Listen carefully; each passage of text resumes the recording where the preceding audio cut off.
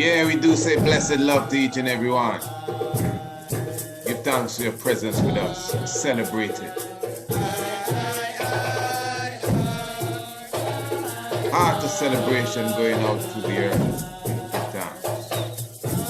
Welcome to the Tiger's Nest. Moment of meditation. Getting into it right about now.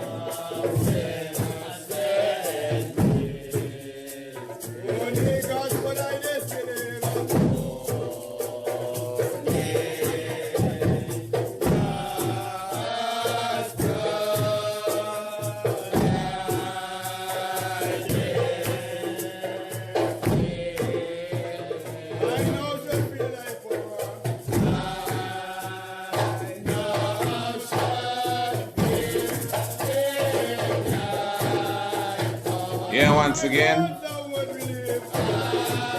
definitely say blessed love to each and every one.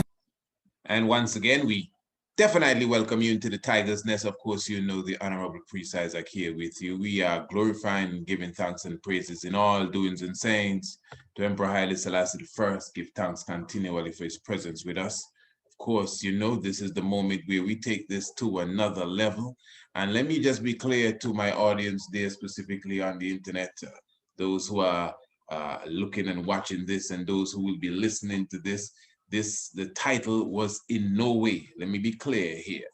The title was in no way whatsoever any sort of clickbait.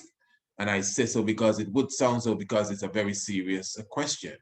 And we did not, if you want to say, carve out the question in that formation. That's exactly how people ask you the question. Why is it that Bobo Shanti doesn't have a woman within their Trinity? So that's exactly how it comes. So that's how we're going to put it, because that's exactly how we're going to answer it as well. And really what is taking place, as you would know, this is a moment of celebration. We're dealing with, first of all, on the 23rd day of March, just for your knowledge, the 21st day of March is this year, 2021, we are dealing with the 41st anniversary of the Women's Freedom Liberation League. The Women's Freedom Liberation League, that is an organization that is directly within the realms of the Ethiopia Africa Black International Congress Church of True Divine Salvation, which is the Bobo Shanti Order. So we will be definitely dealing with that this evening. I'm giving you a little rundown on that. The full idea of the conversation as it relates to the Black woman's presence in the Bobo Shanti Trinity will be around the whole celebration of the Congress Freedom Liberation League, as well as the celebration of the Earth Day of Empress Menen, the wife of Emperor Haile Selassie I. Now, of course, many of you will know through your studies, through your research, I'm sure you would have come across that the Earth Day of Empress Menen would be celebrated on the 3rd of April, which interestingly is just one day after the day she became empress. In reality, remember, we already showed you previously that the 2nd of April, I should say, the 2nd of April should specifically be, that is the day that the emperor specifically was crowned, not crowned, but that's the day he became emperor, on the 2nd of April. So obviously that's 1930. So obviously that would be the day that Empress Menen became the empress as well. They were coronated officially on the 2nd of November, exactly 7 months after. And of course, you know, the rest is history. And we already highlighted many times. And of course, we will highlight again how unique that was. Because according to even the tradition, even in Ethiopia, it wasn't a traditional custom for the emperor to be crowned with his empress at the very same time, in the very same place, in the very same way. You know, definitely quoting from the master of ceremonies there. But Haile Selassie I actually somewhat changed that tradition. And that was the case in 1930, as both emperor and empress were crowned, same time, same place, same way, in such a tradition. Unlike the others, where the empress would have been crowned about 3 days after in the palace, not in the cathedral, and in a less elaborate festive ceremony. And that's just how it went. So it stands for a lot, even as Rastafari, as we hail Haile Selassie I as the Emperor of Ethiopia, but as the Most High amongst us in flesh, and many different titles that we attribute to the King in our theological outlook and liberation ideas. But at the same time, we got to consider that not only he had a wife, but the position that he put the wife in, wherein he thought it necessary to just break tradition, to bring her on another level, wherein now they were both crowned the same time. To me, that is very important. It stands out, it means something. And also, that is where we even going to carry this reasoning tonight as we're dealing with Rastafari and the woman. And yes, as the title highlights, you know, why the Bobo Shanti doesn't have the woman in their Trinity. So, or where is she in the Trinity, I should say. So why it was important for me to just highlight that we'll be working into that is because how we will begin, it may not even seem like we're getting there, but since it's a moment of celebration, you don't have to worry, we will get there. I want to begin by highlighting, let me find it here first. I want to begin by highlighting a program that was done this weekend past. Now, of course, you know that the organization for the new faculty of overstanding in Rastafari, of course, they are actually holding a series of seminars. And these seminars, as you would know, will be, I think it's 4 of them, or webinars or conferences, wherein they will be highlighting different aspects of Rastafari that we as Rastafari should look into and put on the table at least for discussion. So this weekend, which was Saturday, there was a discussion as it relates to Rastafari and the woman. I'm talking about at least 3 hours worth of reasoning and information. And we will definitely get into some of that right here, right now. What it is now is that there's a specific presentation that was made by a Sister Asantewa. And of her presentation, I would like to give you some of it. I might go through it all for those who may not have seen it. I'm taking this from the African Liberation Network YouTube channel. Again, the African Liberation Network YouTube channel. That is where I'm going to be bringing this information to you from. Several sisters presented, empresses, mothers, queens, daughters, several, and they were all good, you know. And I'm not trying to make it a competition, like if this is the one I preferred or whatever the case is. But I just thought that the information, the jewels that she had in her presentation, this is Sister Asantewa, was necessary for me to bring it to you. And of course, I will say something on it as well. So before we go in, just highlighting again, remember the Shock of the Hour is our radio program. For those who do not know, that comes to you every Monday, Tuesday, Wednesday, and Thursday.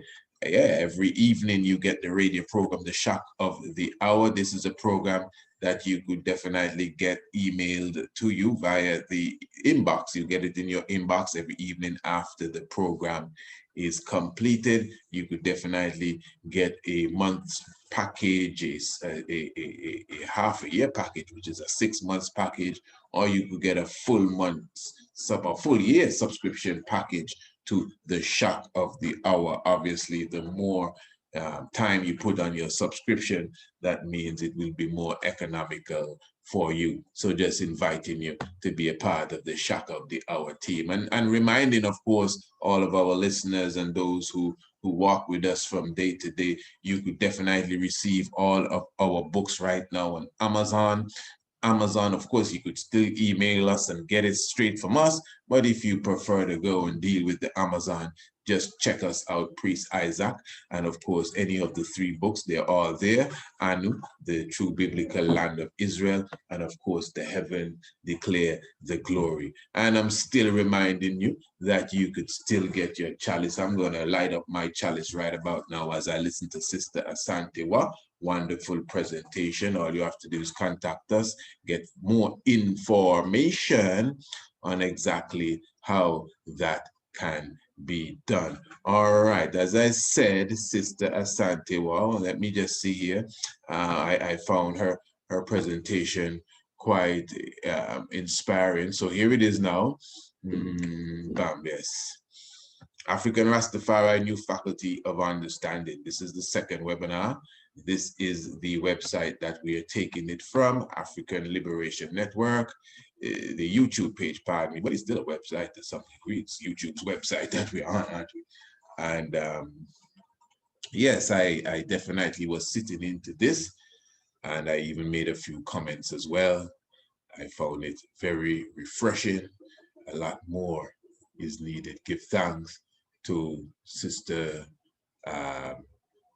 Mama Desta that we're looking at here. Give thanks to Honorable Priest Dougie. Give thanks to Sister Marina Blake. Give thanks to the Honorable Prophet Jah Daniel. All wonderful, all good vibes in everything. So let us just continue. As I said, we'll be listening to Sister Asantewa, and I hope you find this very uplifting. All the sisters, the empresses should take in a bit of this. You should go straight to this YouTube page as well, and take in the full webinar. As I said, you're looking at between 2 and 3 hours worth of information, but it's all good. Dr. Asantewa, I turn it over to you. Give thanks, Dr. Desta, Mama Desta. It really has been a blessing, my relationship with you and getting to know the larger community. I just want to give my greetings to the entire community, of course, to their divine majesties who enable our lives, to our ancestors, and to the forces that protect us in a system that is vile and on an earth that really is our only home. I want to screen share to show my PowerPoint. And to begin, I think I've had enough of an introduction. So let the circle be unbroken beyond the Eurocentric model of female empowerment for Rastafari women, a return to our authentic African center. And I want to begin by saying that much of what I'm saying here I heard already said, so I'll go quickly over those points, but I want to linger in some places. But here, of course, drawing that sharp contrast that we are not the same as white women.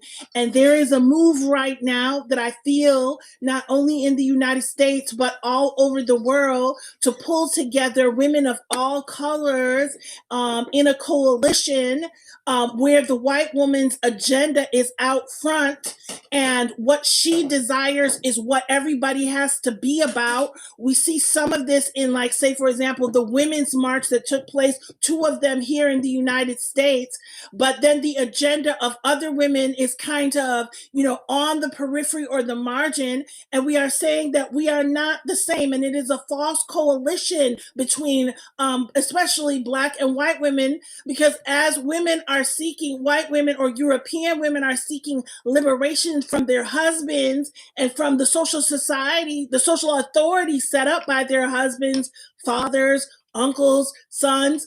Black women are seeking liberation from the white woman and the white man, because both of them have historically been oppressors to her. Right? And so we cannot get in a situation where the white woman's agenda is out front, because she has historically contributed. And there's no space here to talk about all of that, but history bears that out. And finally, her highest value is to use her man as the standard of progress, that I can be just like this man. I can wear his suit. I can speak with the authority that he normally has, but I do not want to disrupt the system. I do not want to overturn this system, because in the final analysis, it also serves me. But the African woman cannot get on board with that, not going forward, not in a situation where we're asking for a new faculty of interpretation. We cannot get on board with, let's just mend this system and make men and women do the same exact things. In fact, the African woman is saying that not only do I want to be liberated from the white man and his woman, I want the ideas of the white man that have crept into our midst, in our private homes and in our community circles, our Rastafari houses, to be eradicated. These ideas, namely and chiefly, that women are inferior and that their place is to be silent in any given situation and let men run it. We're asking for the eradication of such ideas completely and totally. Not only that, she wants to be seen as a complementary person in the relationship with men and women. We're not seeking parity in everything. We're seeking that we get respected for what we do bring. And her highest value is to be given time, space, and material to fully manifest her God self that is within her. Right? And not necessarily to be like, well, if men do this, then I have to do it. Men are not the standard by which we should be measured. And I will say more if people need further clarification later. But here I want to say that what model do we have for this? I heard this word come up. What model are we using? Understanding ourselves to not be able to use what is in the Bible, as Rasa Sekou said, with Paul and Pauline letters, and as he rightly pointed out, the book of Genesis, and the things that he was writing to the Greeks really have nothing to do with us. And I submit that if we want to look for a pristine way forward, a way that is more centered in ourselves, to wear garments that truly fit us socially and politically, we must look to Africa. Because it is in Africa that we see this woman realized spiritually and politically. And we see that, if you go to Africa today, you will find commonality with the general public, and you will find yourself as an African woman in a space where you see women in public, and we're the same. And that's beautiful. But I'm saying, if you really want to understand what the Rastafari woman is about, what she is asking for, how she would look if unfettered, look at the African priesthood, the priesthood of African women, wherever they exist. And you will begin to see a woman much more fully realized. You will see that things that are normal for us as Rastafari women are indeed in that space. Things like growing of the locks of our hair. Things like covering the head for spiritual reason, things like the modesty of dress, things like understanding that menstruation is a sacred time.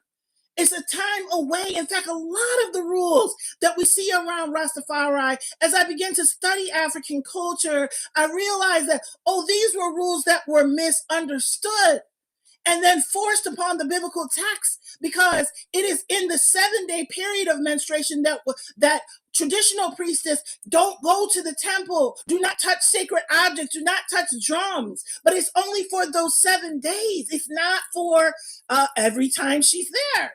You know what I'm saying? So a lot of the things that we say women should not really need to end while menstruating. And then when we get a woman who is post and through menopause, she is free to officiate at any time, right? And so this holding of menstruation as a sacred communication with spirit and spirit time is most necessary. And one of the things I've had the awesome privilege of doing is training young girls here in the city of Chicago to realize the cycles of a woman's life.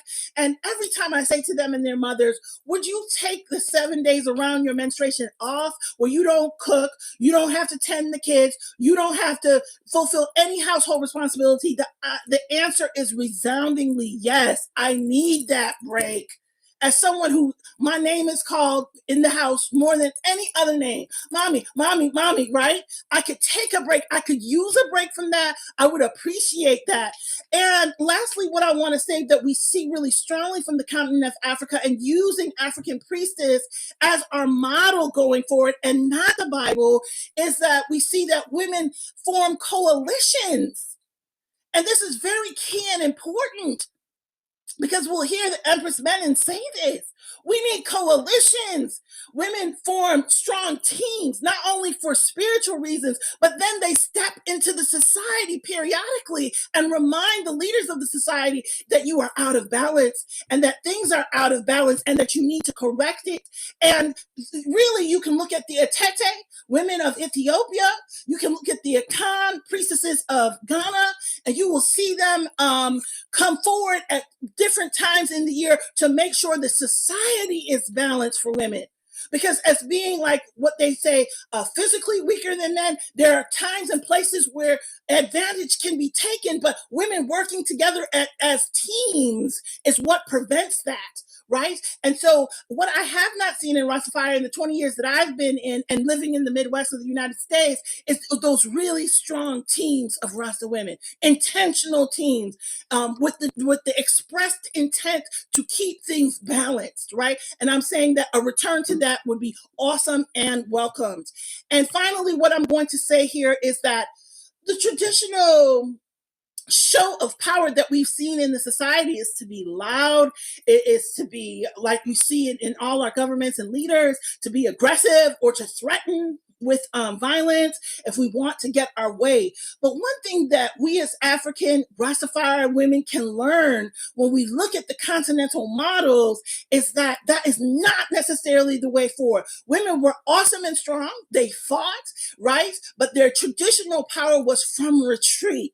And I want to just take the rest of my time to really fully flush this idea out, that you do not necessarily have to jump in front of the camera at all times to be a powerful person. Empress Menon, before she made this wonderful speech called My Address to the Women of the World, she took 16 days of fasting and retreat. Not only did she stop herself from eating, she went into seclusion.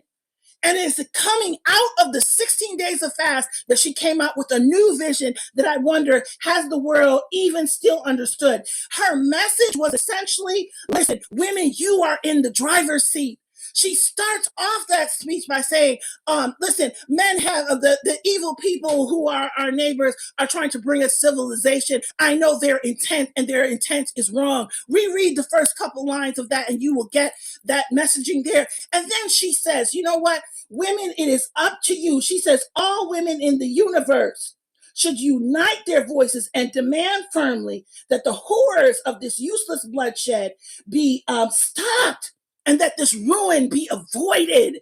She's saying, women, you can do it. We are in the driver's seat. These are your husbands that you influence with your comfort, with your words, by making yourself available. These are your sons who you birthed, who you talk to, who you have raised up. You know exactly what to say to him to get him to do what you want. Do not make yourself passive in this situation. From retreat, she came with a new vision of what the role that women should play in the world, saying that don't let the men run this truck essentially off the cliff. Take the civilization back. Use the power that you have. And the same thing was true for Queen Mahumusa, who we call Nyabingi, and I've heard her name said already here today, so I won't rehash her story. But she retreated. And when they wrongfully took the throne from her son, she went in. And she, as you see her here, being covered and put in a basket, put in a drum, she began to speak with an older, more ancient, more powerful voice. And she successfully toppled and held at bay the British, the Germans, and the Belgians, or the people from Belgium. She successfully held them at bay. Of course, they eventually captured her, but did Nyabingi really go anywhere? I mean, isn't she the reason that we're standing here today? So give thanks for this time to share. Of course, I am the founder of Empress Men in Day Chicago, and we have our annual celebration coming up. And I'll put the link where one can register for it in the chat. And we'll be online this year, speaking more about the Empress and her wonderful contributions to us. So give thanks for this opportunity to share. All right, we definitely give thanks to the life giver and the keeper of life. And again, that bit was coming directly from the Africa Rastafari new faculty of overstanding, and that directly came from the site of our good brother Jadaniel. So give thanks to that, and that was Sister Asantewa. And again, as I said, even why we even gave the title, because the question, we already know the question is a question of debate and a question of, let's get some facts here. But it's a deep question. And the answer is beyond just the simple answer. And a lot of what the sister was saying a moment ago is obviously very key. That is why I delighted in even repeating it on my program. And again, thanks for her wisdom, and give thanks to those who also did such a production. And, she was speaking highly of the sisterhood of Africa and the priesthood system of Africa, or the priestesshood, I should say, system of Africa. Now, as far as Rastafari, because one of the reasons why I think it's necessary for me to even look at this too is because, and by the way, I'm going to be on one of those panels. I think it's for the fourth one. There's one on the 4th of April, and then one after that. I think that's the fourth one I should be a part of. I think we'll be dealing with culture and economics. And so remember, even before the webinars started, we were already highlighting, this upcoming, Africa and Rastafari new faculty of understanding or overstanding within Rastafari, and it being a platform for the different ideas. Remember, we also we have hosted Brother Jadaniel, who is basically a part of us, a couple of times. Empress Marina Blake as well, a very key person within that organization, and Honorable Priest Dougie as well, who's obviously a very key individual in this organization as well. And the reasoning thus far has been very inspiring on my part, I should say. If you notice, we highlighted something from the first webinar, and now we're highlighting something from the second webinar, so we see it's something that is good. Reasoning is better than preaching, the Honorable King Emmanuel teach us. It's good that you could reason things out. And I would say, even before I go forward again, when it comes to the work of Rastafari, again, I see Rastafari as a movement. You may disagree. I see Rastafari specifically as a movement, and there are different ideas, there are different philosophies, but Rastafari has a certain core value. Come on, agree with me, man. Rastafari has a specific core value, which is, of course, Emperor Haile Selassie I, Ethiopia. There's a certain science that Rastafari has, even though one may be a bit different. One might do this a bit this way, one might do this that other way, but Rastafari as a movement, it has a specific core, and that makes us one, whether you like it or not. That makes us one. And this is why when it comes to our movement forward as that movement, which obviously has to do with food, clothes, shelter, economics, obviously, industry, growth, education, health, all of these things, I honestly believe there's no time to be battling over different age-old concepts and ideology. Obviously, I'm a person, I speak of age-old concepts and ideology, don't I? So that means I have a place for it somewhere in my vibration. But I am saying that it is not something that should be on the table. Listen to me good. It is not something that should be on the table when we're talking about the move forward. You know why? Because I mean, 2 decades and a few years, I've been treading Rastafari. And from the time I started Rastafari, I've been around conferences. I mean, international conferences. If they didn't come here, I went where they were, reasonment and gatherings, similar to what we're looking at online here, with no disrespect. And the beliefs and outlooks has always brought a stumbling block or even a barricade towards going forward. Even ones that consider that they have the same belief, even amongst them, there's still some sort of little misunderstanding when it comes to concept. Listen to me, when it comes to concept. So this is why I am saying that you cannot put a gun to somebody's head and expect them to believe what you believe. So you usually hear people bring up this Eurocentric vibration within Rastafari.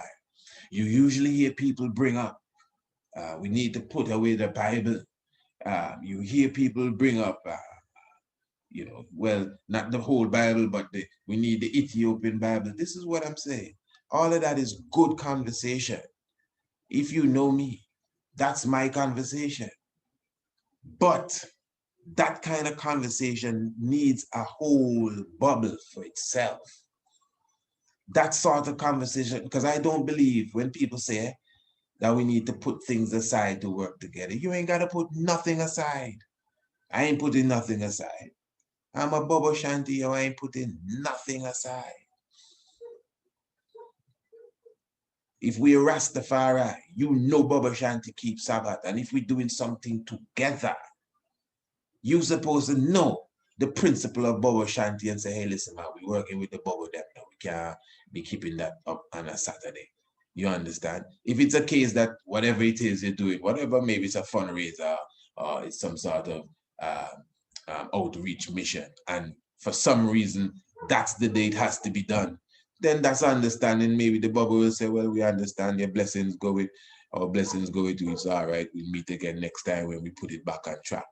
But that's as far as it goes. Just overstanding each other. That's it. But for you to be arguing now about whose Trinity is this Trinity, and how the flag turn, and which day you keep in Sabbath, and who covering the head and who not supposed to cover the head. I mean, how on earth we gonna move forward as business partners? Eh? Religion is business.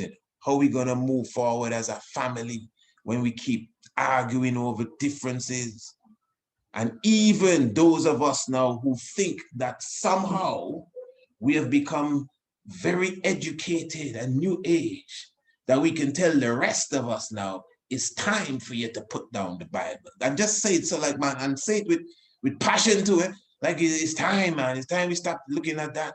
And it's Eurocentric and this, and that's debatable. That is debatable.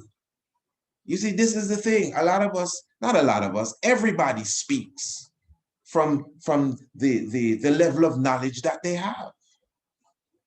That's why sometimes when you speak, a next man can stand up and say, no, it's not so. Let me show you how it really goes. such and such and such.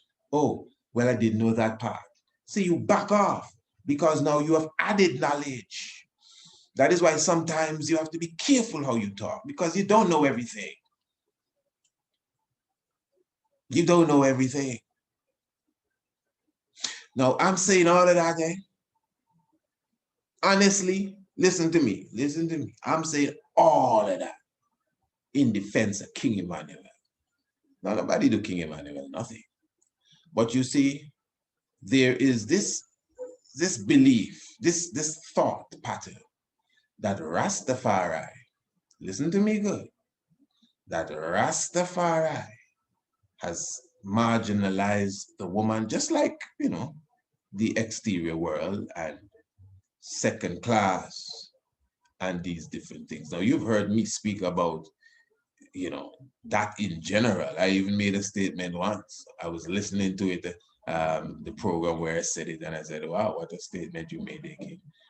And I said, man, if I was a woman, I would be fighting harder than I'm fighting now. That's just how I feel because of, you know, how woman in general is naturally suppressed in the society that we live in. So I have that understanding. It's obvious. You know, even that program, Saturday there, that program, the new faculty program, several things came out, even as it relates to domestic violence in Rastafari. You know, yeah, and I wouldn't say I don't know of that because people contact me, you know, all the time. Of course, I ain't gonna call on you. You don't have to be afraid, but it's just a reality. You know, and that is something, brothers, I mean, that's just way off. I don't know what it is. I do not know what it is that could happen. But if you have to put your hands in your pocket or just walk away, brethren, under no circumstances, you should be hitting your woman. You understand? People like to ask me, like, would you hit a woman? Yeah, man, of course. Well, she shouldn't, that wouldn't be a woman. Maybe it'd be a lady or something.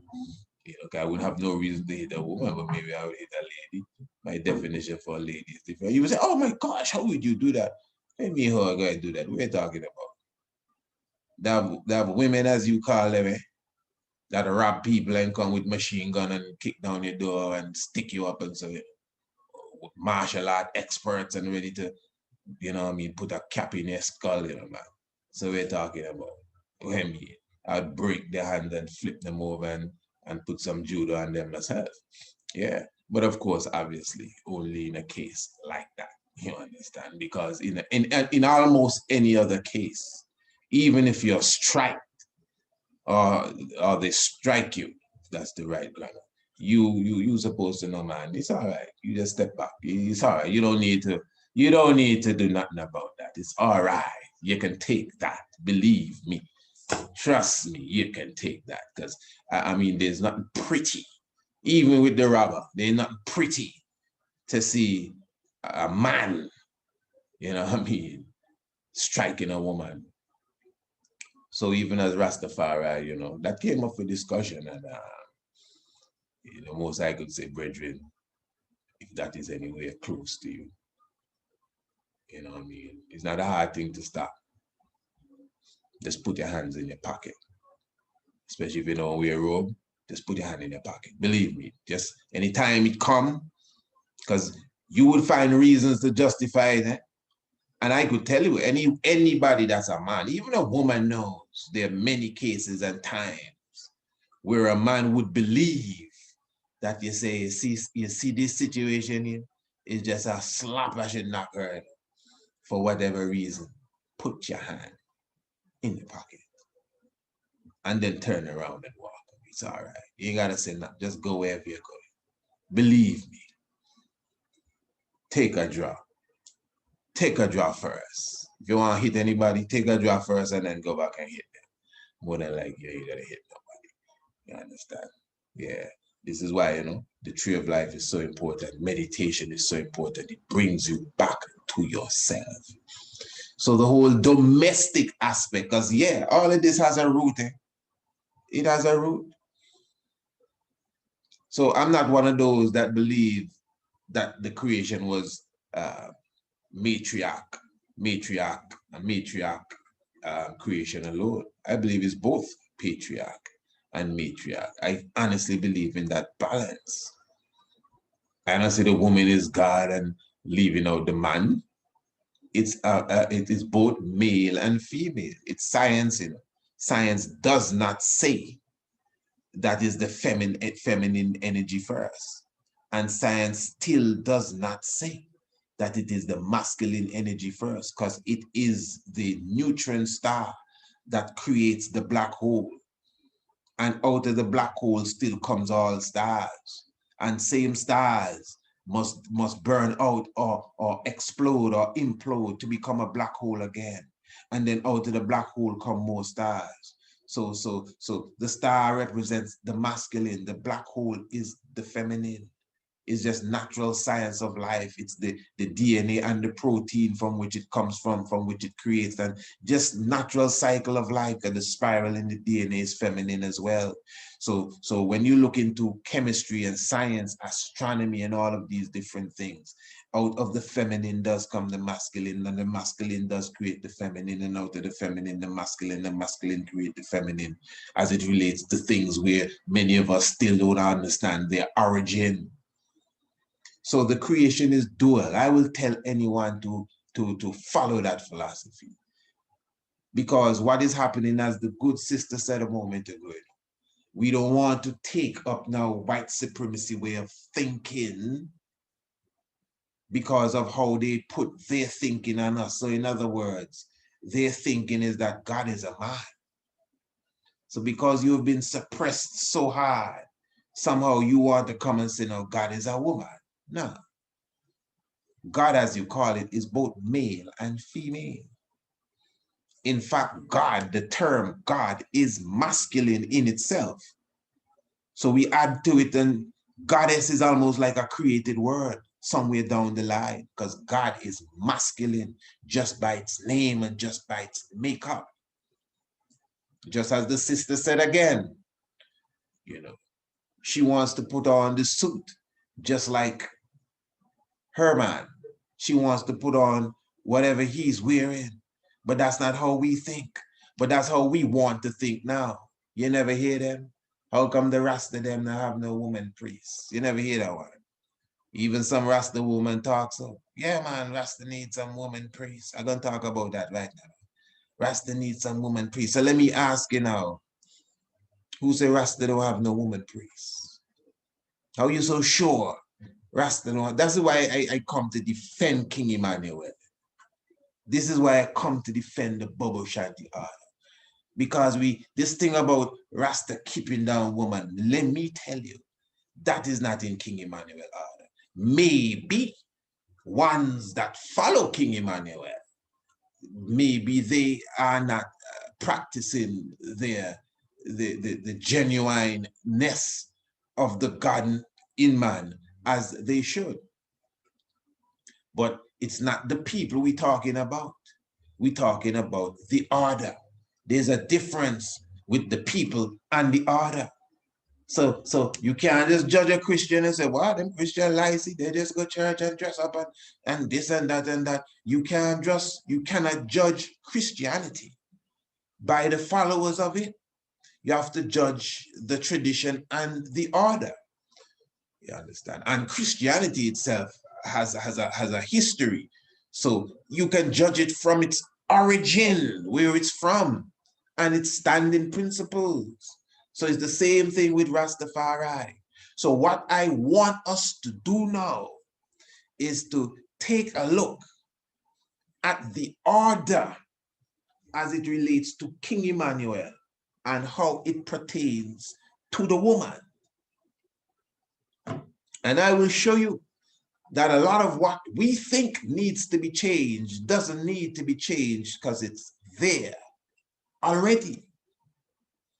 Now, one of the aspects of obvious, it's obvious that the woman is totally left out of everything, again, is the concept of the creator. I mean, it's real madness for you to have the theology that speaks of the creator and the woman is nowhere in the picture. That is serious. That is real serious. And of course, we know, again, Christendom pushes that very hard. Again, one may say, well, listen, man, Bobo Shanti, hear this now, man, just listen to me good. Bobo Shanti. Oh, we have time tonight then. Bobo Shanti do the same thing. Why you say that? Because Bobo Shanti follow the Eurocentric tradition of three men, the Father, the Son, and the Holy Spirit, making up the God. Them is Christianity. That is not African. That is Christianity. Even Bobo Shanti said that. That is Christianity. That's Eurocentric. God coming as three men. Nothing can go so. Where the woman, the African Trinity, is the Father and the Mother and the child. Yeah. So, and that is why, this is why I say that when we are quick to try to address another person's philosophy, it's best we do the work.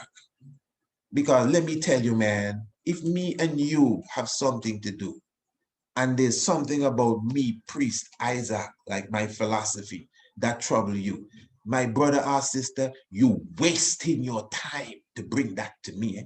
Don't get me wrong, that I can learn or listen to something, But if you're trying to get to the core of me, and me saying like what I just said, oh, the Trinity is Eurocentric, and you need the woman in the Trinity, and Sabbath is Eurocentric, and wrap up your head is Arab, and all of that, you could and you could come down the line. This is what I'm saying. These things will hold us back. We need a day for that. We need a time for that. If we are moving forward, this ain't a talk show here. This is serious vibes. This is like a parliament meeting. We're talking about advancing the advancement for, not the advancement, but the faculty for the overstanding of Rastafari is doing the work. What I'm doing here in some ways trying to even assist that, adding to the conversation, adding to the understanding, and to even help that to propel and continue to grow with more interest, definitely, because obviously it seems to have an agenda.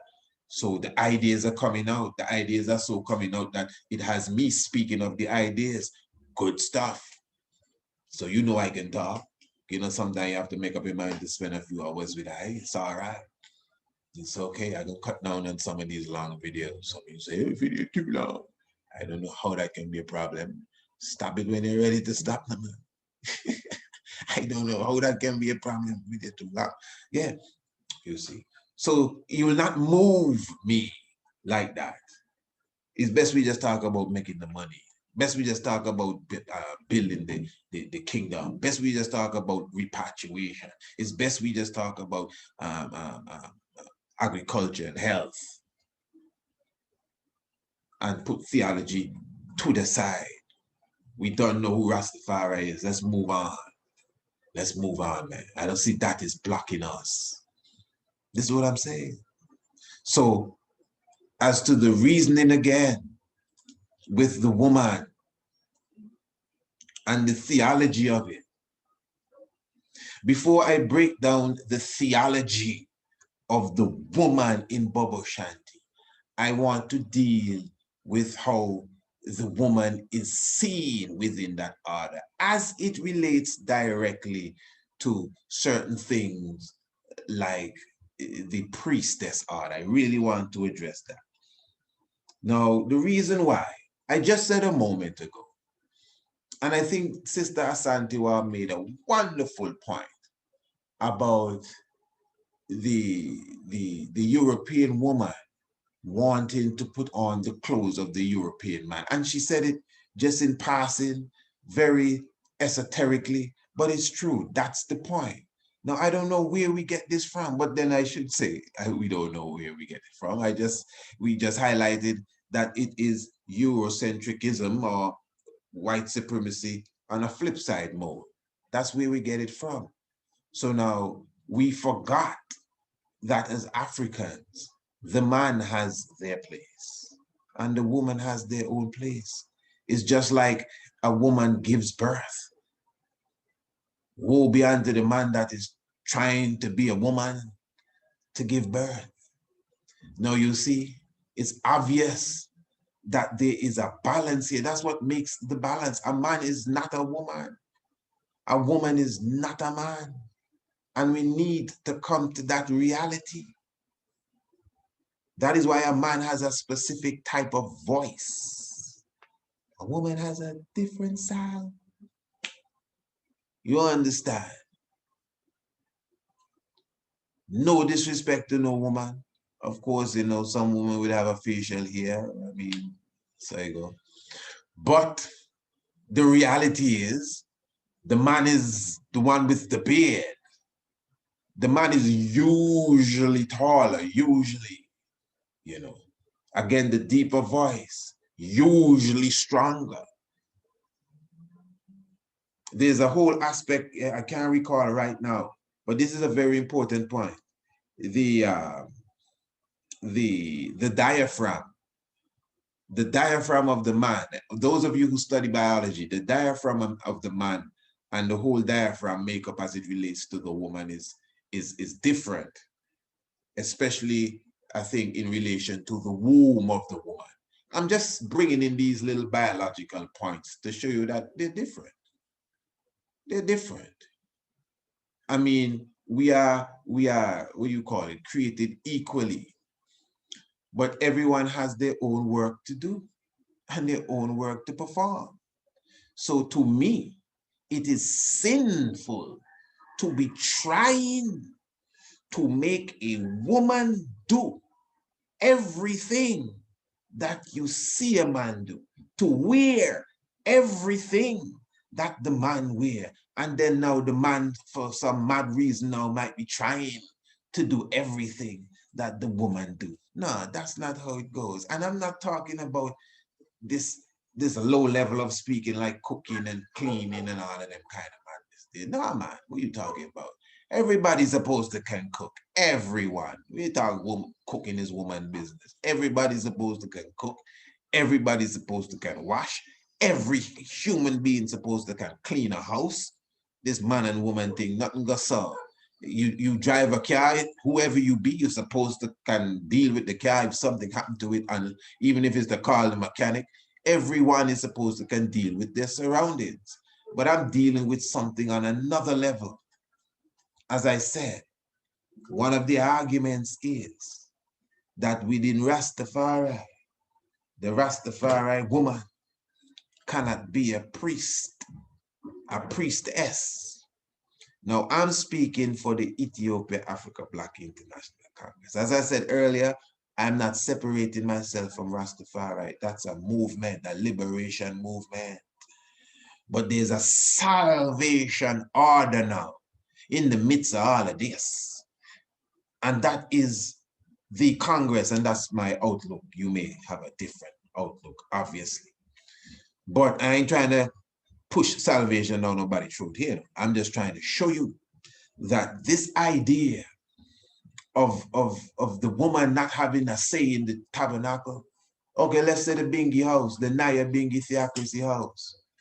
You understand? I mentioned to you the other day I was having a reasoning with a Bingi man, because I was at the Bingi a day, and one of the elder Bingi mama got up and said something, and this Bingi man who is younger than her, when she's in the faith he just born, telling me the woman don't have no right to say nothing in the church. I said, wow. If she want to say anything, her husband have to say it for her. This is the Nyabingi Church, right here, right in Antigua, the same tabernacle some of you saw the other day on the virtual tour. I'm not dissing nobody. I'm just telling you how the thing go. That's how it go, eh? It's not me make it up. That's how it go. I've been seeing that for a while. You see. So that's what I see. But I can't speak for them. I can speak for King Emmanuel. That's why I don't leave King Emmanuel out of the discussion at all. I know we like to say, well, we can forget our different ways once we all hold to the principles of Haile Selassie. Yeah, all that good. But to me, the principles of Haile Selassie is King Emmanuel. You see it. Now, what is a priestess? Outside of the sisterhood, because we don't know, what we celebrating now is the Ethiopia Africa Black International Congress Women's Freedom Liberation League. So that is a sisterhood from since the 1980s. A league, you know, a league is a serious thing. All right. So the priesthood is a sisterhood. Naya Bingi Ada, because Naya Bingi is a woman. The sisterhood. But what is a priest? Just like the word God, it's really a masculine word. But we add to it to make it feminine. Goddess, king. King is a masculine word. The queen is the feminine for the king, not a queeness. You check it. Now I'm just showing you vibes because language is mystic and I'm not playing with words and I'm not being semantic with the words. For example, you have emperor and empress, don't you? So I'm not playing with the words. I'm just showing you a very key point. People refer to Hatshepsut then as the pharaoh. That's wrong. She's not the king. She's a queen unto herself. You don't have to make her a king. She's a queen. So sometimes you see it written that Hatshepsut was the female king of Egypt. No, she was no female king. To me, that alone is discrediting the woman. Why she can't be a queen? Why she have to be a female king? She's a queen. That is Hatshepsut. And I'm just using the term queen because them some real corrupt words too, but just in conversation and understanding. See. Now, in the same way, the term priest is really a male term. What's the term in Amharic that we saw the other day? Kahini. Kahini. That's one of the Amharic words for priest. I see we use the word kes as well. I'm not the full Amharic scholar. And also alaka, which is a teaching priest. All of these are masculine terms. Okay. I want you to hear me, man. Don't run from me. Don't screw up. Because I know somebody say, so Ras, what are you trying to tell me? A woman can't do all of that and this and that. No, hold on. Of course. Listen. Of course. I'm going to show you now. Just like in the ancient time. But in the ancient time, you see the term priestess. Some of these languages that we're talking about, we may say, oh, they have an African priest and an African priestess. And when you go back to the African culture, you're talking about the word for priest and word for priestess is two totally different words. They don't even sound alike. They don't even sound alike. Why? Because they're two different things. Listen to me good. So in the same way that you have a king is a man, a priest is a man. Don't try and make the woman no man. Yes, the woman does officiate, but it's not the same title. No, I agree. In Rastafari, you do not usually see the woman carrying out the service. That's what a priest does. It's not just a title to make it look big. The priest means you carry out the service. You officiate the service. That's what a priest is. You have priests of all kind of different things. Priest is a European word, eh?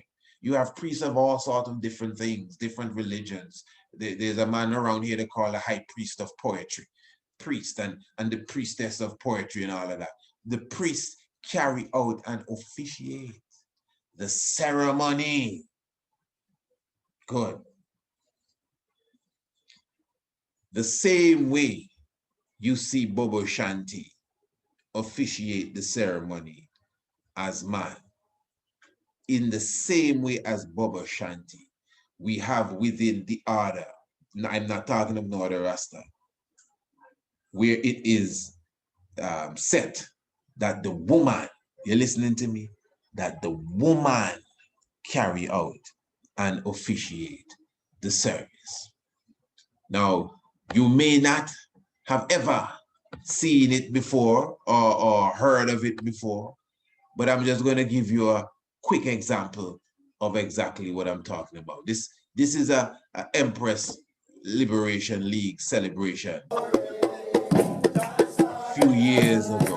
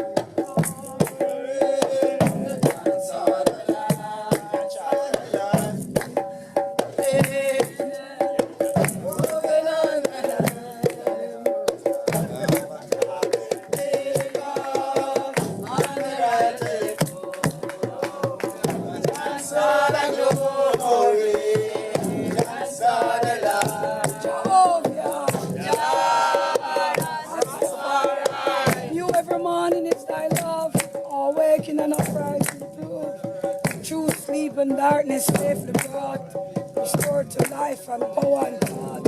New mercy see to turning day all around us while we pray. New parents past, new sins of sin forgiven. New thoughts of God, new hope of Zion. Holy Emmanuel life. Selassie, Rastafari. John saw the glory, John saw the light, like a mighty angel. Moving on the line, Holy Emmanuel, Selassie, Rastafari. Holy Emmanuel, Selassie, Rastafari. Come in, my little one. Come into the recording room. Come in, my little ones. Come into Rastafari. Oh, the black house of Israel. Naya Bingi Congo Bongo. Holy Emmanuel. Selassie. Now I know the Empresses wouldn't mind me saying that they were in this video here now, they were basically, it may look bright, but they were basically chanting throughout the whole night, going throughout the evening, chanting. And so even the leading Empress there, you may have heard a bit of hoarseness in her voice there. So they were actually carrying that Nyabingi throughout the evening. That's an Empress Liberation League celebration there. And this as well, this is a 1st of August Emancipation Celebration March here now. This is one of the things that we highlight from time to time, that the Honorable King Emmanuel Charles Edward, specifically at this time, speaks of putting the woman up front as it relates to the cry for redemption, repatriation, something that we don't really do that much, but putting the woman up front, you know, as it relates to the cry for redemption, repatriation, international freedom. And this specific video here, this one is coming, this is from Oliver's platform. This is the march that took place in 2011, Emancipation Day. And it was quite a big march. And this aspect of the march is where the Bingi the bingy, the settled bingy was taking place. Now, interesting here, this bingy, again, the woman them carrying out this bingy here, but this is actually a kind of collaboration with the Bobo Shanti and Naya Bingi. So you have Naya Bingi, it's a Bobo Shanti march really, but it was a freedom. So you even had a few Naya Bingi sisters chanting. Remember, it's the Bingi running, the empresses is who running that aspect of the service. This is what I'm trying to show you. So the empresses, them chanting while the Bingi going. And even amongst, it's not even just Bobo Shanti empresses alone. 1 or 2 Bingi empresses, mama come in and join in the chant. You understand? So let's just watch it first and then we get into it. I want you to know that I promise is sure. Right now I'm happy. I am happy with my mind. I don't happy. I am happy with my mind.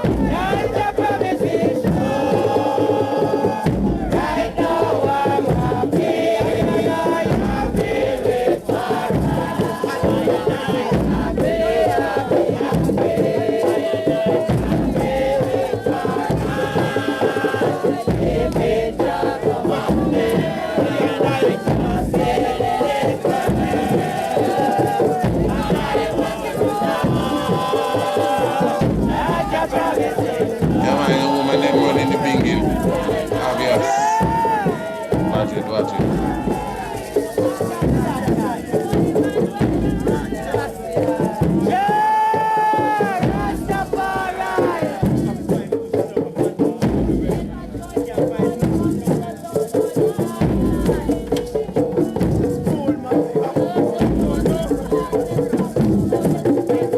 Yeah, man.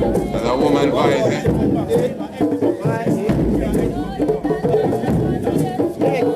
Woman chanting there, yo.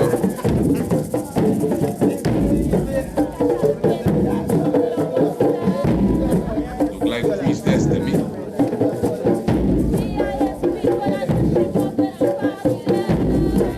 May not be the same word.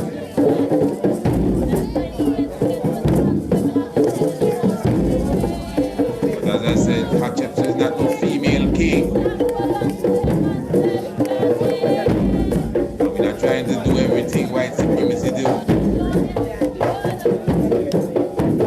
The white woman want to be like the white man, leave her alone.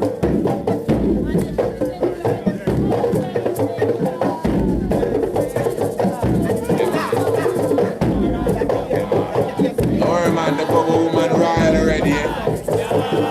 Bobo man need deliver. The Black Christ don't leave the Bobo woman royal.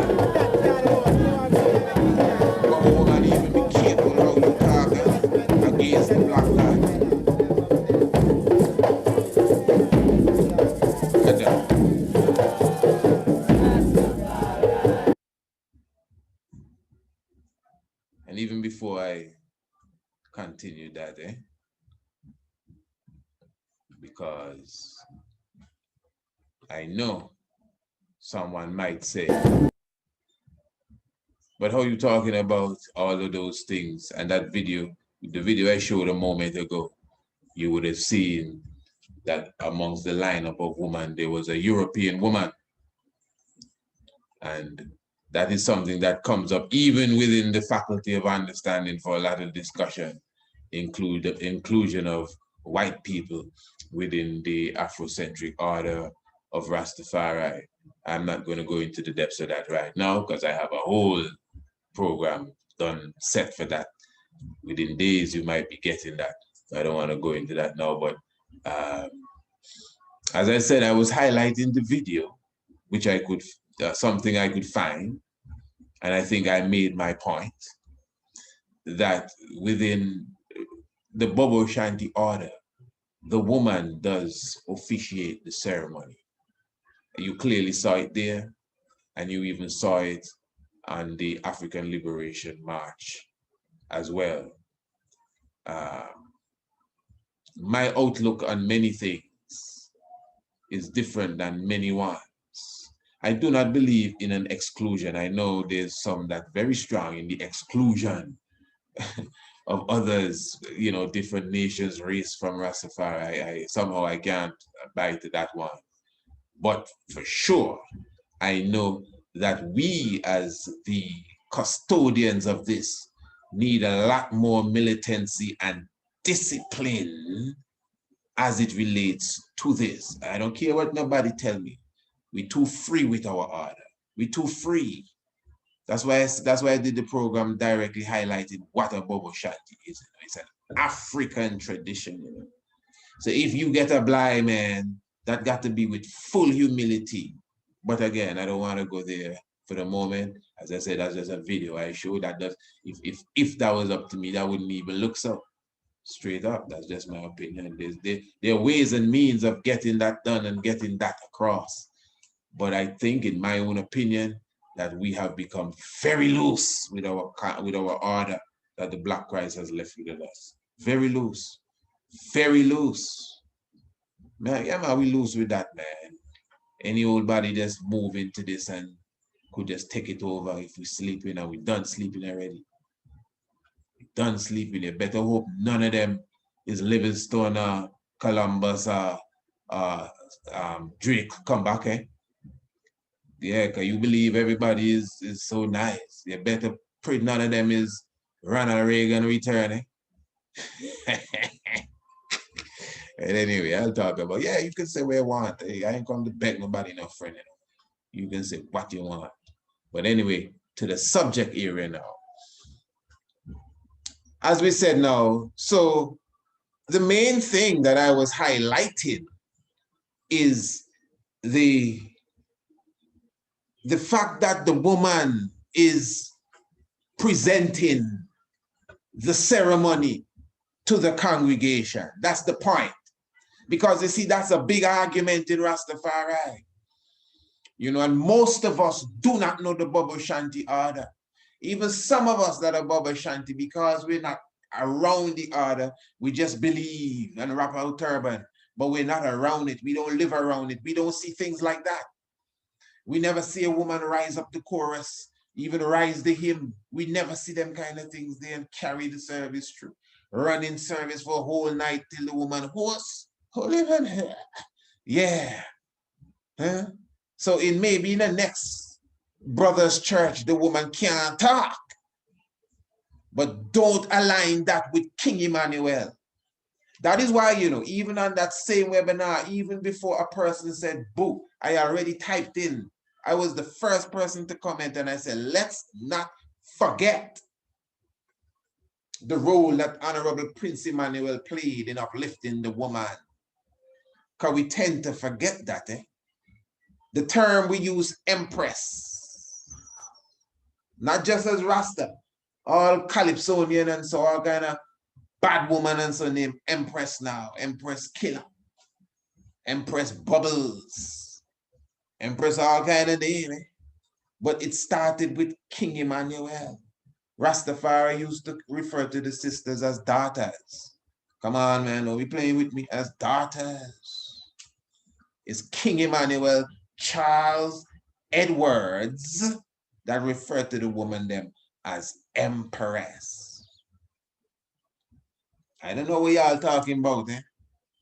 Maybe you're talking about some other kind of Rasta when it comes to disrespecting woman. And putting woman in the side and putting woman in the back and this and that. Well, why not just call her priestess? Because they want them to call Hatshepsut a king. You see what I'm saying? Again, white supremacy somewhere eroding our brain, like Sister Asante was said. No, that's not how Africa works. The man has his role and the woman has her role. That's it. This trying to make the woman do everything the man do because the white woman do everything the white man do. No, that is white supremacy masked up in black clothes. We're not with that. No brother's gonna try to go into no 9 months labor and bring no child. Make everybody keep to their game. That means madness. Now come try, feminicism in the Bobo house.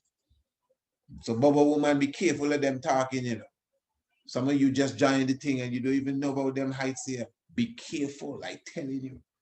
Be very, very careful. I was watching a video a day from South Africa. A nice interview. We were watching it, Princess. With, I think General Tau and so was on it.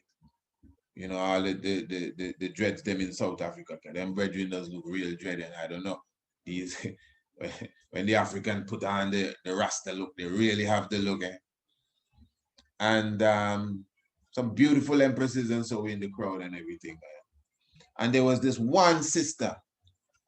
She was a rapper. I cannot remember the sister's name. Her name is Ras something. That was the first thing that caught me. Ras. Sisters don't usually carry the name Ras.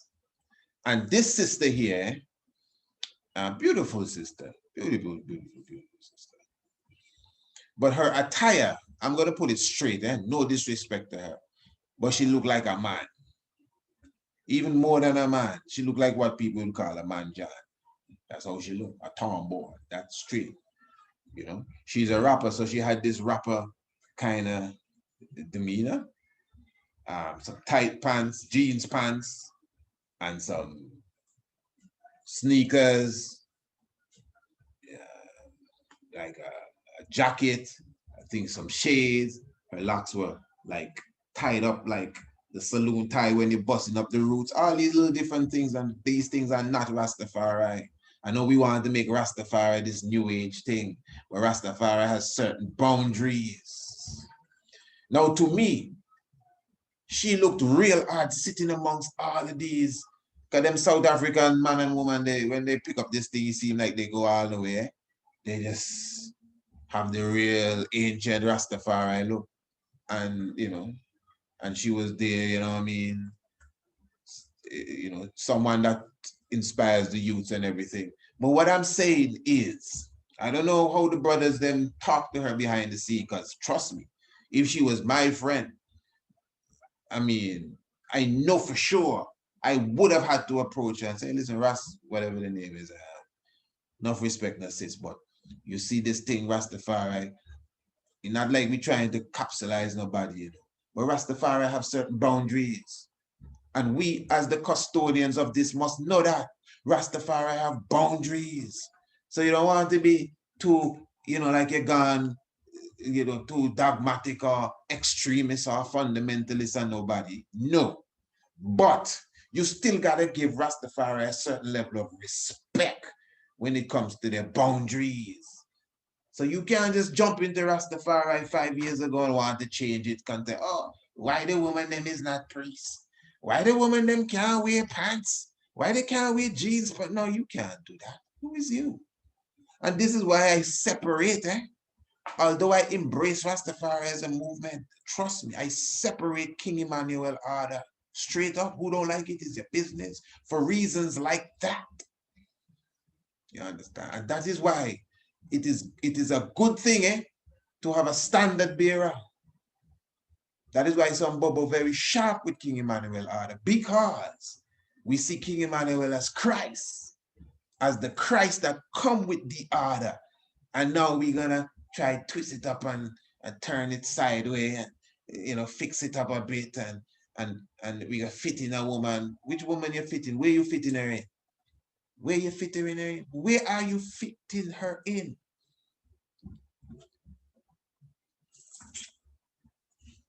In 2003, let me say this. Listen, I soon done. That's cool. I soon done. In 2003, there was a conference. Hey, let me light my chalice. This is not really chalice talk, but just give me a blind. Play some music for them while I do that. Holy Manuel Eyes, Selassie, Rastafari. Right. In 2003, there was this conference in Jamaica. It's 2003. One of those, I was supposed to go, but I never went. I visited Jamaica in 2004. If I'm not mistaken, that's the same year the Tabernacle fell. Interesting. On the 11th of September. Wow. All them things is high vibes. So there was this conference. Now, since I trotted around Nyabingi, the groundation as they call it. You hear man they say, Hail Haile Selassie the First and Empress Menen. You hear that talking now. Yeah, Hail Haile Selassie, Empress Menen. Haile Selassie, Empress Menen. I never does hear that in the earlys. I never hear that. Now, something happened after 2003. Apparently, Brother Muta Baruka gave a speech at this session here in Jamaica. Is it the African 2019 one? No, not that at all. 2003. Brother Mook give thanks. Brother Muta Baruka gave a speech at this conference here. And apparently, highlighted the importance of man, including Empress Menen into the whole philosophy of God and everything. Which I mean, I got no problems with that. And from that time, and even if it is not him, but for sure it was around that time that you start to hear ones pushing Haile Selassie, Empress Menen, Haile Selassie, Empress Menen, Father and Mother of Creation, and so on, so on, so on, so. Good. All right. Fair enough. Now, as Bobo Shanti, we have an international creed. Glory be to the Father, and to the Son, and to the Holy One of creation. As Jah was in the beginning, is now, and ever shall be, Jah world without end. So hail, O God, Selassie, I, Jehovah God, Jah Rastafari, Almighty God, Jah Rastafari, great and terrible God, Jah Rastafari is the Almighty God, Jah who seated and reigneth in the hearts of all flesh. So that is our international creed.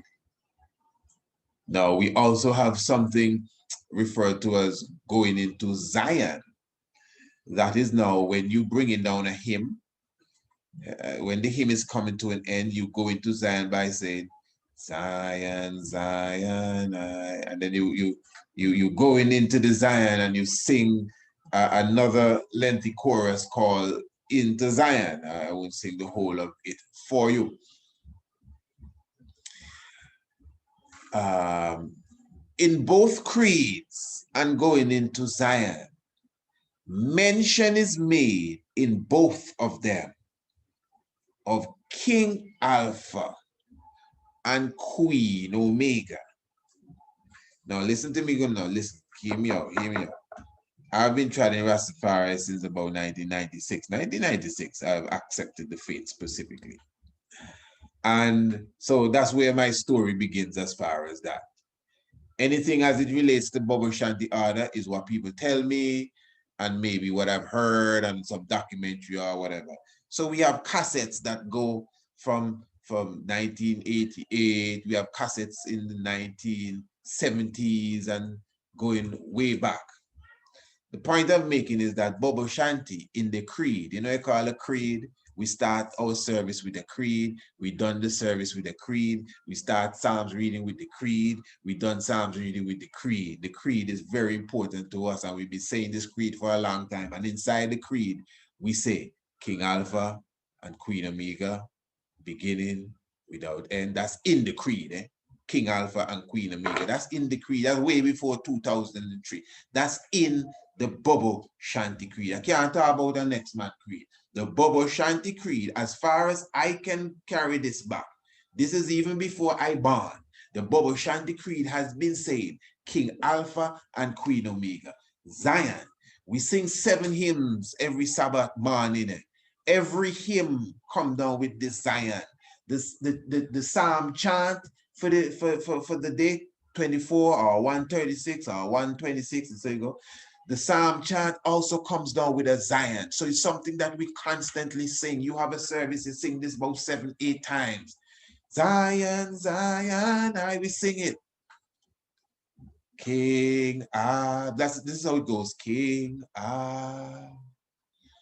Farah Queen, Mama Queen. Oh, and you may be saying, so what are the priest talking about tonight? Well, it's long talking. He may be long talking to you, because maybe Rastafari as the movement is not at your heart. And this is why these long talkings is so that when this kind of conversation come up again and you listen to people speak things, you can place the Bobo Shanti order in its right perspective. Yeah, because we have been hailing a Father and Mother God for a very, very long time. So wait, what about the Trinity with Marcus Garvey? You see, you're looking at this thing as religion. So to you, it's one or the other, the right one or the wrong one. Is he or is she? No, we're not into that. Even some bubble think like that. We're not into that. This is the ancient science. Obviously, I hear King Emmanuel say with my ears via cassette, obviously, that some people say that from one all come. I say no, it's not from one, but from 2 all come. Father and Mother of creation. Holy Emmanuel, Selassie, Jah, Rastafari. So my point is, King Emmanuel is a standard bearer in Rastafari. You have to, we checking his order properly. He's a standard bearer. You can't run from that. So when we're talking about Rasta never include the woman in the God concept, you're not talking about Prince Emmanuel. When we're talking about the Rasta woman ain't got no say, it's a whole Freedom Liberation League. 41 years we celebrating this. 41 years. Them is my age, 41 years. I was them is Pampas days for me. We celebrating the Freedom Liberation League. When you talking about the woman ain't got no say? Up to this day, Empress Esther is the leading empress. What are you talking about? Chanting and carrying all night bingy. Where you know woman carrying all night bingy?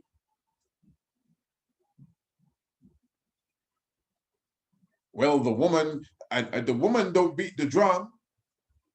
Well, the man that beat the timbrel. You're too Europeanist or Eurocentric, I should say. Pardon me. Maybe Europeanist is right too. Them is Eurocentric way of thinking. You knock me and I knock you back. Oh, we can't do this and can't do that. Them is foolishness. I agree with what the sister says. That is the white woman's concept, to wear the white man's clothes. We are Africans. We have always had a distinct difference between male and female. So as Rastafari, I would agree that in certain sectors of Rastafari, not the brethren, the concept, and I will say, even in the Bingy house, the concept is designed to keep the woman.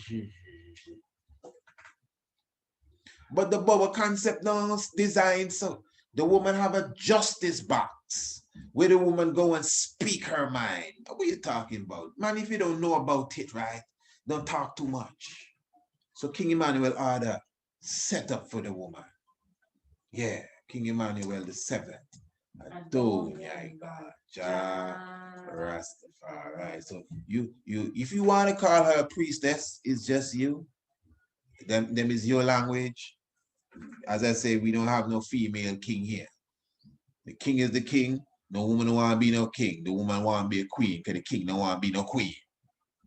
But it's obvious that the woman is officiating the service as well, just like the priest. Yeah. Give thanks. This is deep. I'm glad we get that out.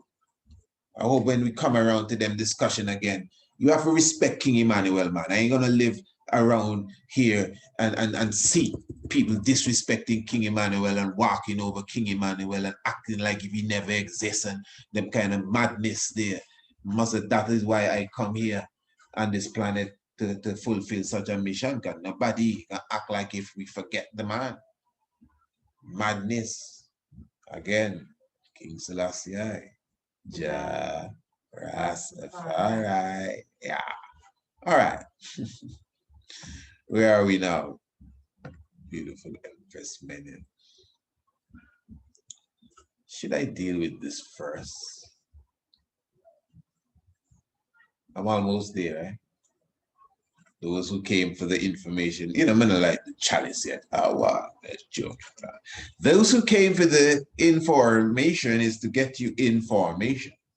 The information is to put you in formation. Get information, soldiers? Yeah, that's what information does. So when you get information and you're not information, man, you're wasting time. It's you the Bible does be talking about throwing pearls in front of people like you. Yeah, you get straight up. If the cap fit, you know, you don't know how it is. I'm sure many of you take the information and do get information. All right. Rastafari. So that's Jah. That's a love to everyone.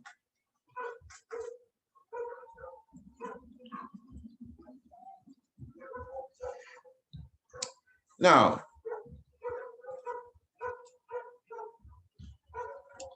what you're looking at here, this is just the statue of, this is actually a trinity you're looking at here. You know, this is a composite, really. This is the 3-in-1. This is the 3-in-1, and you have the 1-in-3.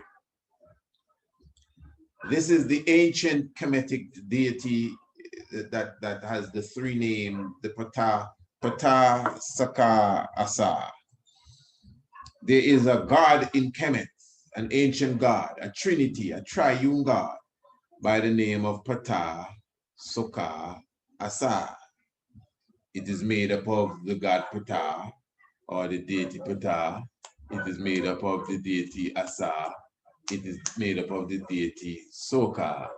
Now, Ptah, as you would know, Ptah is the great god that would have plunged into the abyss, and the Amun-Ra would have come out, and Amun-Ra giving birth to Shu and Tefnut and all of that. The science is deep, and I'm not going to break down the science now. But my point is this. Most ones, for some reason, most ones tend to reach back to ancient Egypt to prove their point that the woman is a part of the Trinity. Nothing wrong with that. That's a good place to reach back. And again, if that's as far as you can reach back, that's good. I think I can reach back further than that. I can reach back to the heavens to prove my point. But let's reach back to Egypt. Now, Osiris and Isis and Horus is not the oldest trinity in Egypt. Or I should say it's not the only trinity in Egypt. In fact, you have Ammon Mut, and Konsu, which is another trinity in Egypt. Follow me good. Now, another trinity in Egypt or Kemet, again, is Ptah, Asa, and Sokar. Ptah, Asa, and Sokar is three male beings, what people may want to call three men, that is considered to be the Almighty in three forms. Now, I wonder if I have that Ethiopian book right here. Oh, it's right here. This is it. Wow. I just looked down and it's here. Trust me, this wasn't a part of the script. But this is an Ethiopian book that I have here. Talking about, this is, I don't have the cover on it, but this is a book from the church, the clergy, and dealing with the fate of the Ethiopian Orthodox Church. And this book specifically speaks about the Holy Trinity. And the reason why I'm highlighting this is because, again, conceptually, many ones who are Rastafari somehow has, a leaning towards the Ethiopian Orthodox Church because, of course, Emperor Haile Selassie's affiliation with the Ethiopian Orthodox Church, Ethiopia in general, its connection to the Orthodox Church, and, the whole aspect thereof. This is talking about the Trinity here. See, it says faith, the mystery of the Holy Trinity. And it says here, the Holy Trinity, therefore, is three names, deeds, and persons. In name they are Father, Son, and Holy Spirit. Indeed, the Father begot the Son is begotten of the Father, and the Holy Spirit proceeds from the Father. In person, the Father has perfect, complete person. The Son has perfect, complete person. The Holy Spirit has perfect, complete person. So this is what it is saying here. There's a lot it goes into directly highlighting the Father, the Son, and the Holy Spirit. But I'm just showing you that that is from the Ethiopian Orthodox Church. I showed you before, just a few months ago, I think, the Ethiopian Orthodox Church, how they draw the Holy Trinity is actually three male beings. The point I'm making is that the Trinity as three male beings is nothing to lose your hair about. Again, that is why we study astronomy, which I'm going to get to in a moment. So in ancient Kemet, we do have a Trinity with three male beings. So stop telling people, because somebody gonna hear me and still go and tell somebody in Kemet, the Trinity is Osiris, Isis, and Horus, which that may be true. But why are you going to leave out the same Osiris, Ptah, and Sokar? Because Osiris have a wife, as you know. Ptah have a wife, and Sokar have a wife. So the trinity of these three male beings, they're not married, they're married to one another. They're working together as a group. Prophet, priest, and king. The Bible says Israel is always with a king, a priest, and a prophet. So although Israel have a king, Israel have a priest, and Israel have a prophet. That's three male beings working together to do a specific work. So there is the Trinity on that aspect. Now, let us just go into the heavens for a moment. Please don't leave me. I know it may not sound like I'm going in and all of that. I know some of you are like, but man, we're dealing with the spirit here. Remember, it's fasting. We're in the Lent period, so the energy is nice and cool. Okay. Here we see some of you have gone through this with me already. I'm just going to highlight for you the Zodiac Belt. As you know, we are, just quickly here, we are right now in the time of the spring equinox. We had a wonderful hike just a few days ago. No, that's yesterday. Yeah, for the spring equinox. And we did have a wonderful hike a few days ago as it relates to the morning hike we did to Green Castle Hill. All right, now I'm showing you the heavens here. Watch this good. This is very important. Now, you are looking at, this is the Scorpion constellation here. You have Sagittarius, you have the serpent holder, and you have Hercules. This is a trinity in the heavens. Of course, this is something we've been through several times. If you do not have the book, The Heavens Declare the Glory of God, well, I would suggest you get the book, The Heavens Declare the Glory of God. You could get the book from me, or you could get it on Amazon, The Heavens Declare the Glory of God. It was written by myself, and it explains this in somewhat of a detail. Yeah, even our documentary 7 explains this as well. That is right on YouTube that you could watch it. But the point now here, for those who may be new to this, the heavens does declare the glory of God. The heavens is the first book. The heavens, not the Bible, not the scrolls, not the Medunetta, the heavens. That is why in Dendara temple, they map the same Zodiac Belt. All right, it's not the Zodiac Belt mapping Dendara. It's Dendara mapping the Zodiac Belt. So Sagittarius represents the king. That's why Sagittarius has the crown known as the Southern Crown. The serpent holder here represents the priest. That's why he has on the turban. Don't mind the Greek rendition. I just put that there so you could see it, but that's the Greek rendition to it. But the ancients saw this as a constellation of a tall man with a turban on his head and a robe holding a snake. And above him, you have Hercules, which is really a man also with a sword, although the Greek rendition shows you it slightly different. Hercules is a man with a sword ready to slew the serpent that is being held by the serpent holder. All right. So really, in reality, this is a trinity here. This is important when you understand the science of the heavens, because this constellation, Sagittarius, is the most southern constellation in the ecliptic belt. All right. And remember that the Scorpio is very important, because Scorpio itself now is being suppressed by the serpent holder who's standing on the scorpion for Sagittarius to destroy. And the same serpent holder is holding the serpent for Hercules to destroy. The serpent holder is the only one that doesn't have a weapon. He is holding the snake with his bare hands. And the weapon for Sagittarius is the bow and the arrow, and Sagittarius has a crown. And the weapon for Hercules is a sword, and Hercules has a crown. There are 2 crowns in the heavens, the northern crown and the southern crown. And Sagittarius and Hercules have those crowns, and they're working together with the serpent holder. It is obvious. It is undeniable. You don't have to be religious. It's undeniable that these 3 figures are working together. One more time, the serpent holder, whether you think it's a man with a turban or not, he's seen as the man holding the snake for Hercules to kill.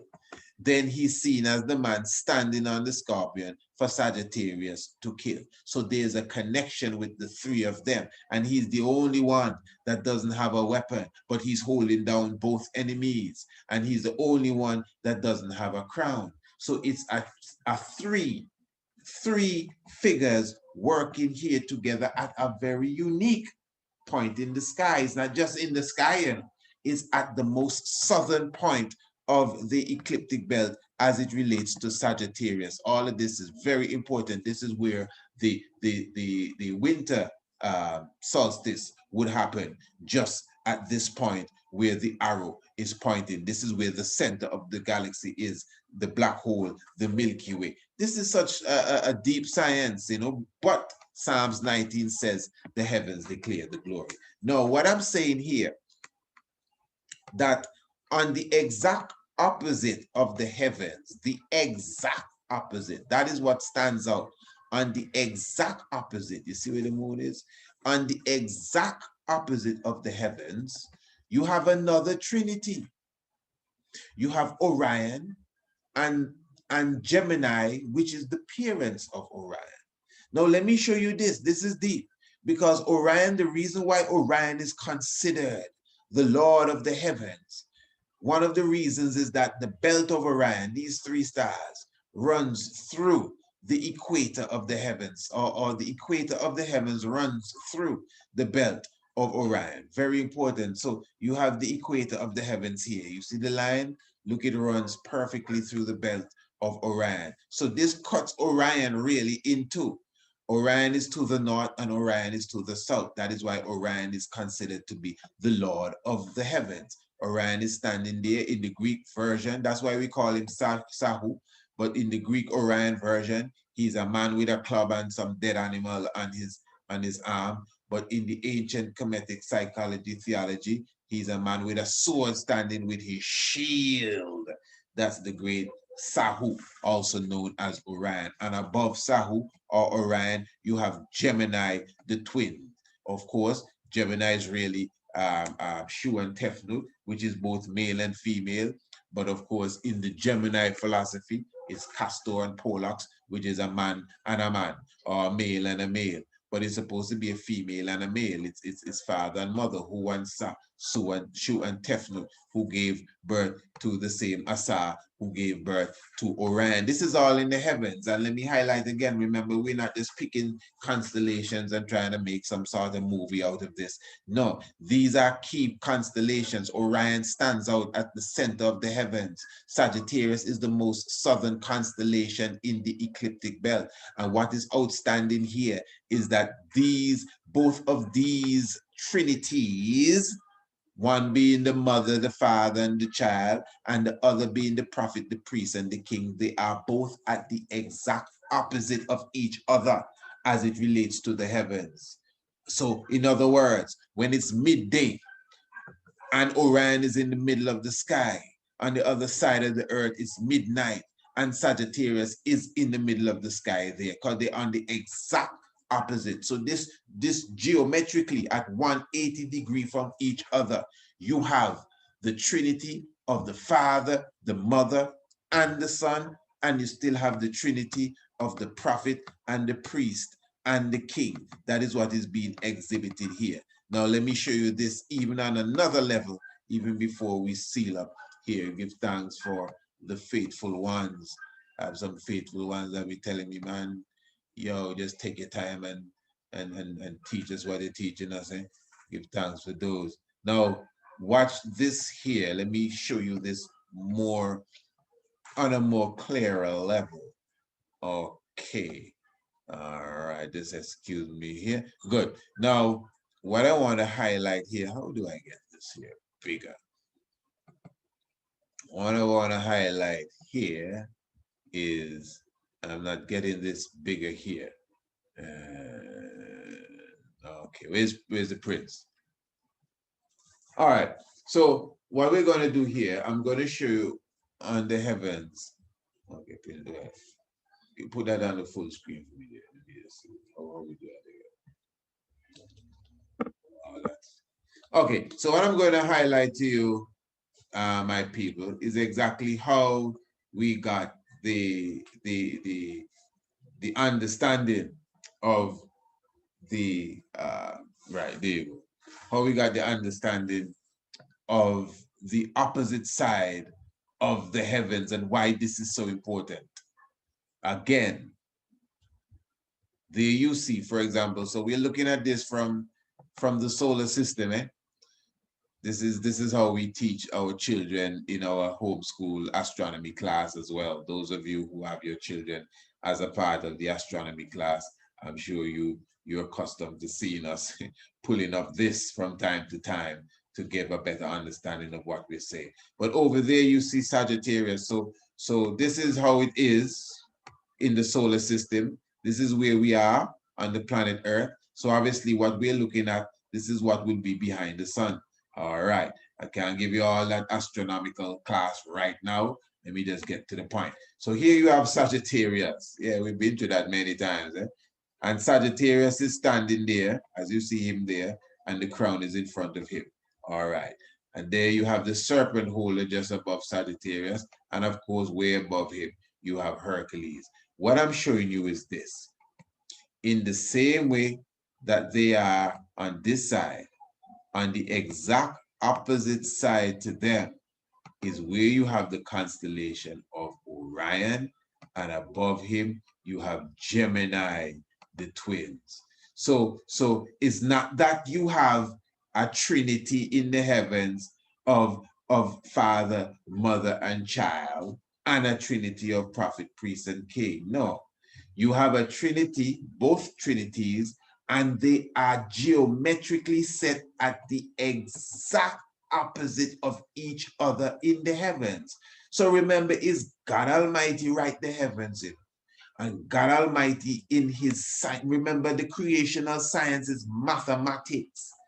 Everything was created with mathematics.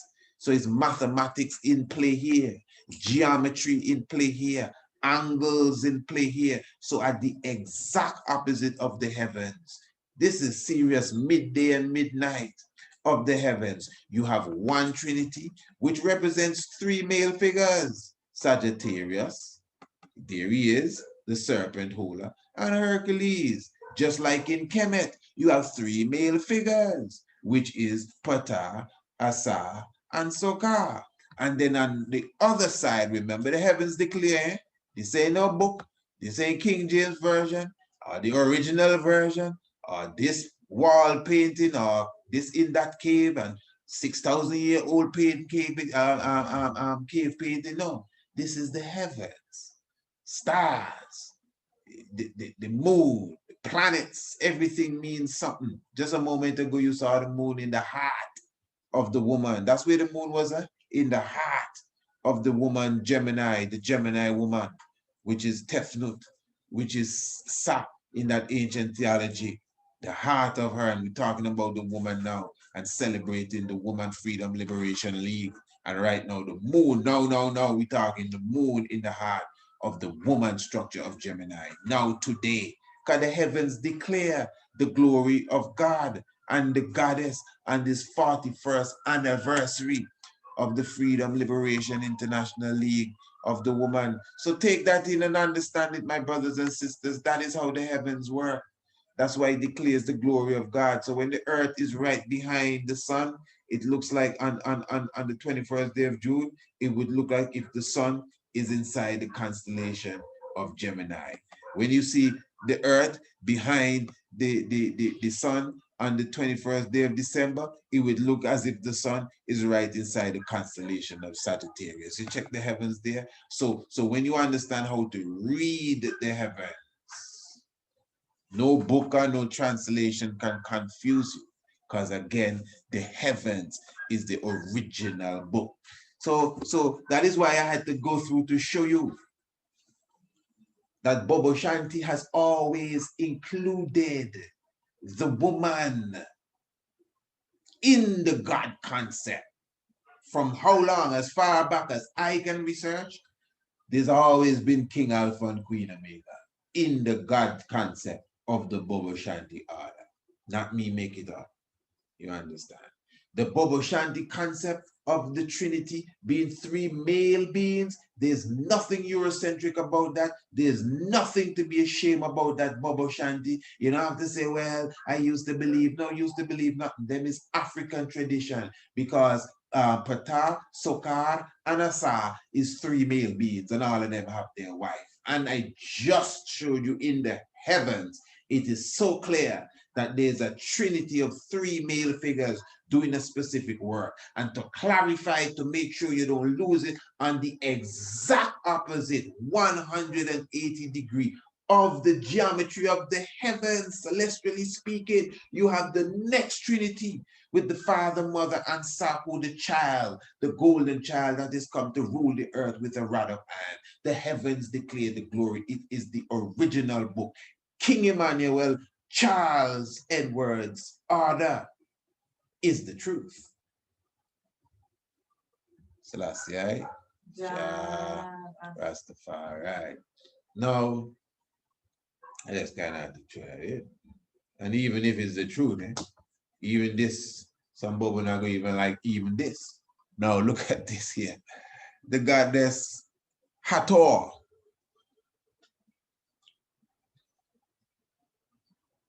You see, this is why we're here.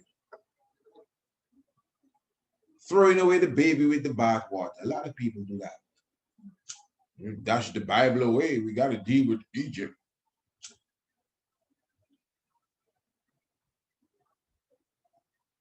People say when Moses and them came out of so-called Egypt, which is not Kemet, People say when Moses came out of Egypt, they built a golden calf. And do you know, even some of us would say that that is Hathor from Egypt. And that was to prove that the God of Israel was burning fire on the Egyptian worship, because, you know, he was flaming up the goddess, or putting fire on the god Ptah. Ptah, who we're talking about here? Hathor, yeah. Heteru. That's really her name, Heteru. Let me just make sure I'm in the right spot here. Sometimes I think I'm sharing something and I'm not sharing anything. Heteru. Okay, good. This is the last point, family, the last main point. Now, Heteru, seen as the cow. She's seen as Nut, and she's seen as Isis. All of them is like the same being, it seems like. Sometimes you see Isis as the cow with the stars on her body, you know, horns and hoof, everything. And they always have the sun disk in between their head. Heteru, the temple of Heteru. That's where the big man was born. Heru, Heteru, the house of Heru. You know, he was born in her. It's a mystic thing. Remember, we're dealing with a lot of symbolism here. Obviously, we're dealing with symbolism. All right. Now, when they came out of Egypt, we are supposed to believe that they came out of this place here, Kemet. And they went to the Red Sea and they end up in Mount Sinai region, and they end up praising one of the gods they got out of Egypt, which is Heteru. But the Bible said that they were worshiping a calf, golden calf. Now, Heteru is not a calf. A calf can be a bull. Heteru specifically is a grown cattle. You know, but we just trying to somehow align that with that. Even I and I as Rastafari, not even I and I. Some of us as Rastafari falling for the same trap.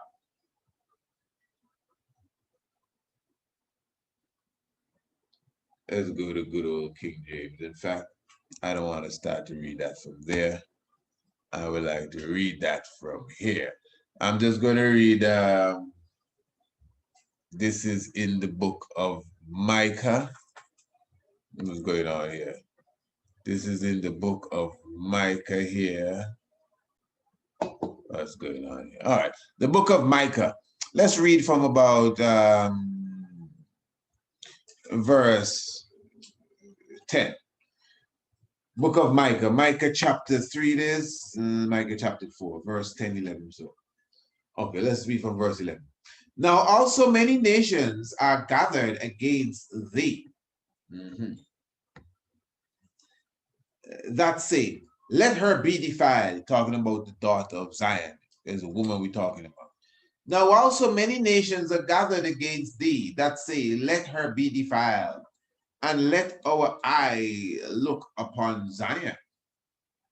Now Zion, this is so deep, and Zion is a place, Zion represents a woman, you know, so let her be defiled, let our eyes look upon Zion, the daughter of Zion, yeah.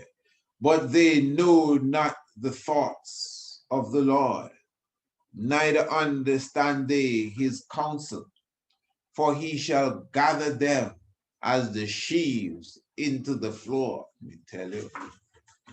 Arise and thresh. So the daughter going to arise and thresh. O daughter of Zion.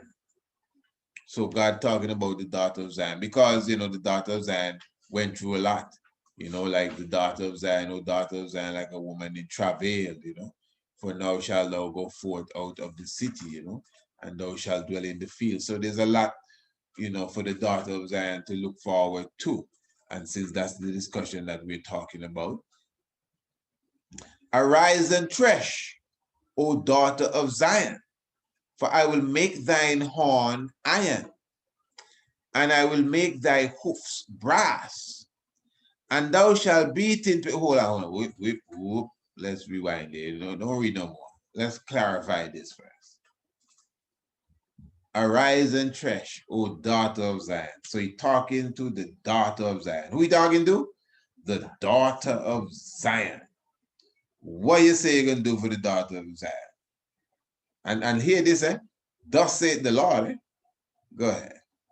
I will make thine horn iron. What did you get that? What kind of horn he talking about? Horn, maybe it's a trumpet, man. Da, da, da, da, da, da. Yeah, man, got to be a trumpet. God. I don't think God would disrespect the woman to tell the woman he gonna make her horn. Not after he killed so much people for worshiping a calf. Okay, hit it.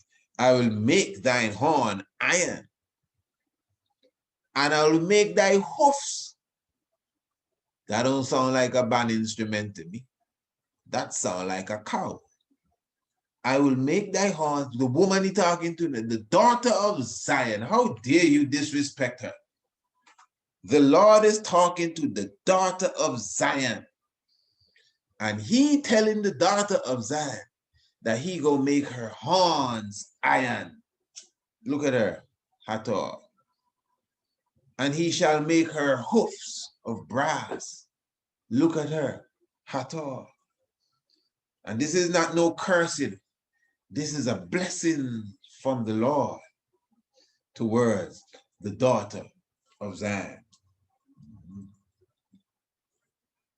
You see how they were? I hear somebody here trying to diss Bobo Shanti thing and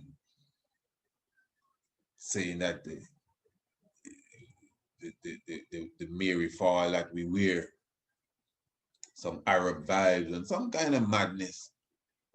Look at all the women them. You see any of the Kemetic women them without the fall on the head? Look at the Kemetic woman them with the fall. The Bobo Shanti fall. Bobo Shanti woman, do not be ashamed.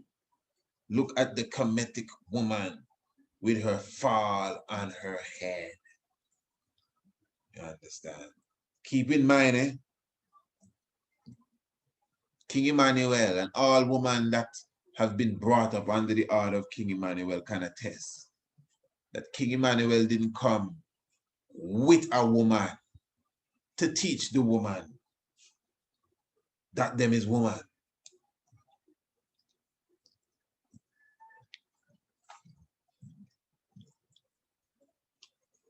Yeah, give thanks to the mother of creation. Last year, yeah.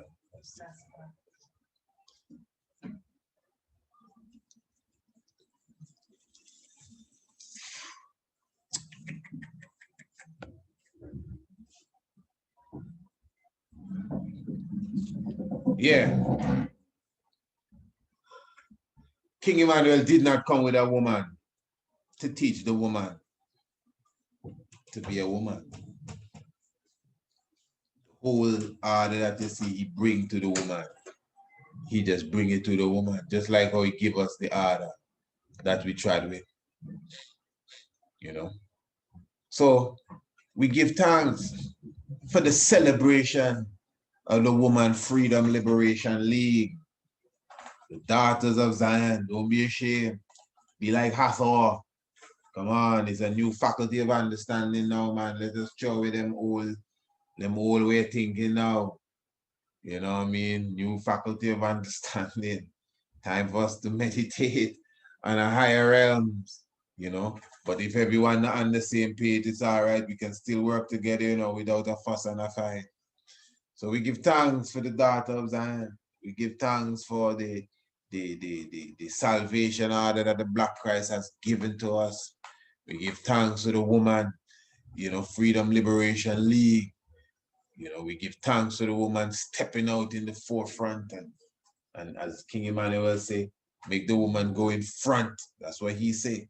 Make the woman go in front and cry and ban her belly with the black cloth and cry for freedom, redemption, and international repatriation.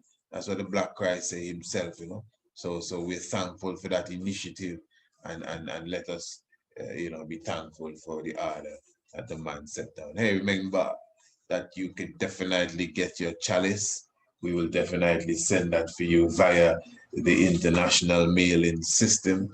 That is for sure. All you gotta do is contact us, precise27@gmail.com. I want to definitely seal you up with this one here. Oh yeah.